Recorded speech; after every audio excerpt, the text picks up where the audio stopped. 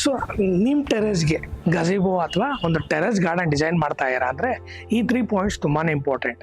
First, depending upon ನಮ್ಮ size, ಅಂದರೆ terrace size ಮೇಲೆ ಈಕ್ವಲ್ ಆ್ಯಂಡ್ ಪ್ರಪೋರ್ಷನ್ ಆಗಿ ನಾವು ಪರ್ಗೋಲಾ ಅಥವಾ ಗಝಿಬೋ ಡಿಸೈನ್ ಮಾಡಬೇಕು.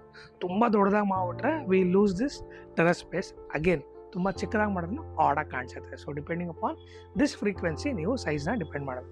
ಸೆಕೆಂಡ್, ಏನು ಕವರಿಂಗ್ ಹೋಗ್ತಾ ಇದೀವಿ ಮೇಲೆ, ಇದರ ನಾವು ಜಾಲಿ ವರ್ಕ್ ಹೋಗ್ತಾ ಇದೀವ ಅಥವಾ ಗ್ಲಾಸ್ ಹೋಗ್ತಾ ಇದೀವ ಅಥವಾ ಹೆಂಚ್ ಹೋಗ್ತಾ ಇದೀವ ಆರ್ ಸೋಲಾರ್ ಪ್ಯಾನಲ್ಸ್ ಅದ್ರ ಮೇಲೆ ಕೂಡಿಸ್ತಾ ಇದೀವ, ಡಿಪೆಂಡಿಂಗ್ ಅಪಾನ್ ದಿಸ್ ನಾವು ಫ್ರೇಮ್ ವರ್ಕ್ನ ರೆಡಿ ಮಾಡ್ಕೋಬೇಕು. ಇಲ್ಲಾಂದ್ರೆ ಏನಾಗುತ್ತೆ, ಫ್ರೇಮ್ ವರ್ಕೇ ಒಂದು ಮಾಡಿ ಅದರ ಮೇಲೆ ನಾವು ಬೇರೆ ಡಿಸೈನ್ ಕೊಡಿಸ್ಕೊಂಡ್ರೆ ತಿರ್ಗಾ ರೀವರ್ಕ್ ಆಗ್ತಾ ಹೋಗುತ್ತೆ.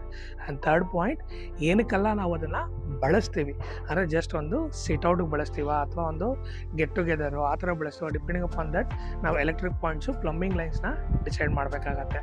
ಸೊ ಈ 3 ಆಪ್ಷನ್ನ ಕನ್ಸಿಡರ್ ಮಾಡಿ ನಿಮ್ಮ ಗಸಿಬೋ ಅಥವಾ ಟೆರೆಸ್ ಗಾರ್ಡನ್ನ ಡಿಸೈನ್ ಮಾಡಿ.